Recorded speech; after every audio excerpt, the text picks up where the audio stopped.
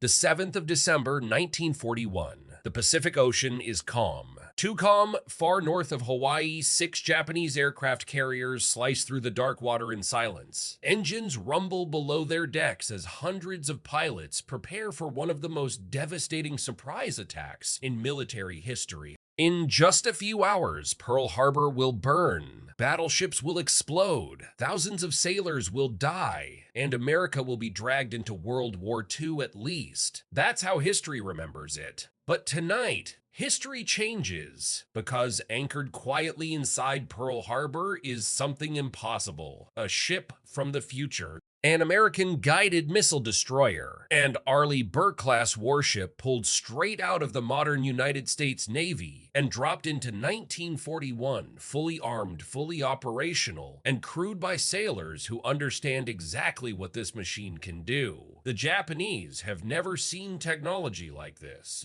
Honestly, they wouldn't even understand what they were looking at. No giant cannons, no rows of anti-aircraft guns, no towering battleship armor. Instead, the destroyer looks strangely smooth and almost empty, like a steel blade floating on the water. But hidden inside that quiet design is a level of warfare decades beyond anything on Earth in 1941. And before sunrise, the skies over the Pacific are about to become a slaughterhouse. At 6 a.m., the first Japanese attack wave launches into the cold morning air. More than 180 aircraft roar off carrier decks, torpedo bombers, dive bombers, fighters. Their mission is simple: destroy the American Pacific Fleet before it can respond. For the pilots, confidence is high, training has been relentless, surprise is guaranteed. Most believe America won't even know they're coming until bombs are already falling. But this time, surprise doesn't exist, because aboard the destroyer, the Spy -1 radar system is already awake. The massive phased RA radar panels fixed into the ship's superstructure begin scanning the horizon hundreds of miles in every direction. Within seconds, the system detects movement. Not one aircraft, not 10 hundreds altitude. Speed, direction, spacing. Everything appears instantly on digital displays that look almost alien compared to the primitive radar screens of the 1940s. Back in real history, American radar operators actually spotted incoming aircraft that morning. But confusion, poor communication, and disbelief stopped anyone from acting in time. Here, none of that matters. The destroyer systems don't hesitate. They don't second guess. They don't assume friendly aircraft. The ship immediately recognizes a massive inbound strike package. By around 6:30 a.m., Pearl Harbor already knows an attack is coming. Sirens begin screaming across the harbor. Sailors race from bunks to battle stations, anti-aircraft crews scramble awake, battleships start building steam, and over the Pacific, the Japanese pilots continue flying straight toward a trap they cannot even imagine. Then the missiles launch. The destroyer's vertical launch cells erupt with fire. One after another, again and again, modern surface-to-air missiles tear into the sky at speeds Japanese pilots would barely be able to comprehend. To men flying fabric-covered aircraft powered by piston engines, these weapons might as well be science fiction. A Japanese torpedo bomber cruises at roughly 160 miles per H-hour. The missile racing toward it travels over 2,000 miles per H-hour. The distance closes almost instantly. Inside the Japanese formation, nobody understands what's happening. There are no warning alarms, no missile detectors, no electronic countermeasures. One moment, the formation is intact. The next, aircraft begin vanishing from the sky. Entire bombers explode midair without warning. Fighters disappear inside expanding fireballs. Pilots watch planes beside them suddenly disintegrate before they even hear the sound. Panic spreads immediately. The carefully organized Japanese attack starts unraveling long before Hawaii appears on the horizon.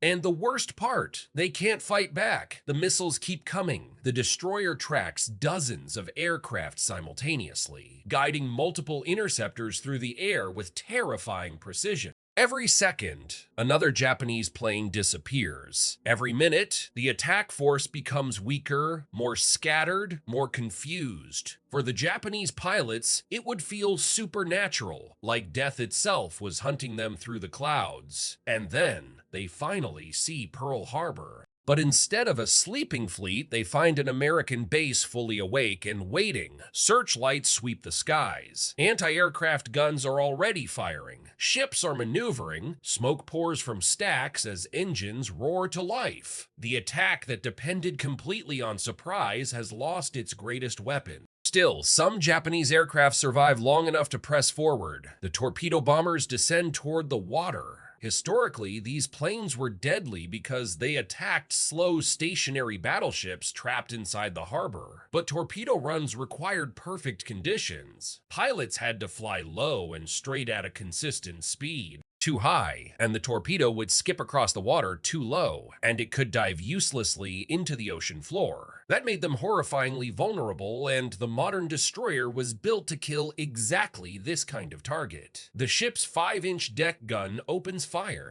Unlike the manually aimed weapons of World War II, this gun uses computerized targeting systems capable of calculating lead, speed, altitude, and trajectory almost instantly. The shells rip through the sky with brutal accuracy. Bombers explode one after another. Some are shredded before they can even release torpedoes. Others slam into the ocean, trailing smoke and fire. A few desperate pilots continue anyway. But then they cross into the final defensive layer, the phalanx close-in weapon system. A weapon so terrifying that sailors simply call it the R2-D2 gun. The automated cannon locks onto incoming aircraft automatically. No human reaction time needed. The barrels begin spinning.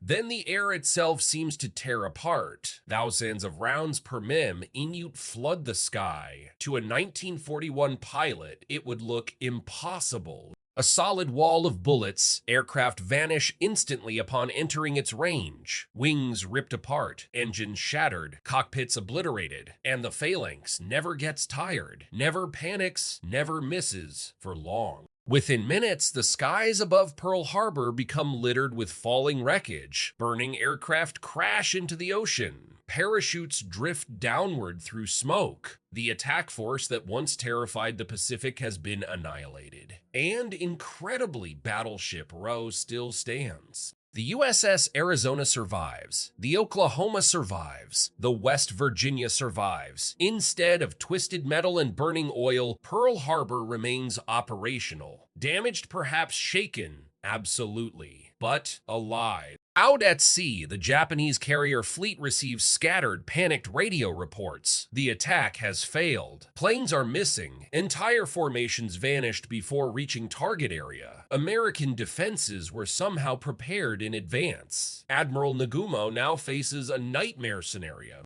because he has no idea what stopped them. Remember, in 1941, radar itself was still primitive technology. The idea of guided missiles capable of destroying aircraft from dozens of miles away would sound absurd. There is no framework for understanding this. No doctrine measure. No plan.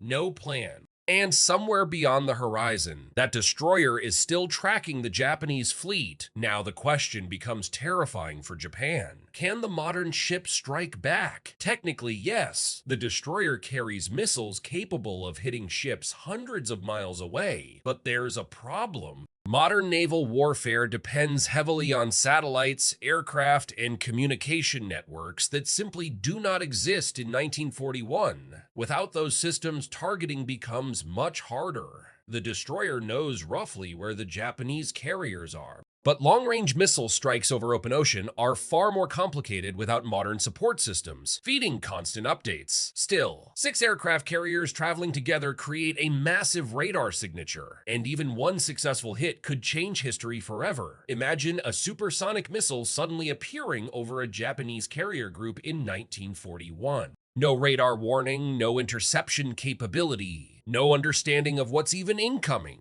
The crews would have seconds to react, maybe less. But whether American commanders would authorize such an attack immediately is another matter entirely. At this moment, America and Japan are technically not yet at war. In Washington, politicians and military leaders would struggle to comprehend reports describing futuristic weapons and impossible technology. Confusion would dominate every level of command, but one fact would become undeniable: Pearl Harbor survived, and that changes everything. Because historically, the attack unified the American people overnight. It transformed hesitation into fury. Factories exploded into action. Recruitment offices overflowed. The entire nation shifted onto a wartime footing, fueled by shock and anger. But in this alternate timeline, the emotional impact becomes very different. America was attacked, but not broken. The Pacific Fleet remains largely intact. Fuel depots survive. Repair yards survive. Airfields survive. Thousands of sailors who died in reality are still alive. And Japan now faces a horrifying truth. Its greatest surprise attack failed catastrophically. That failure could reshape the entire Pacific War. Without the destruction at Pearl Harbor, the United States Navy enters the conflict far stronger than expected. Carrier groups can deploy sooner.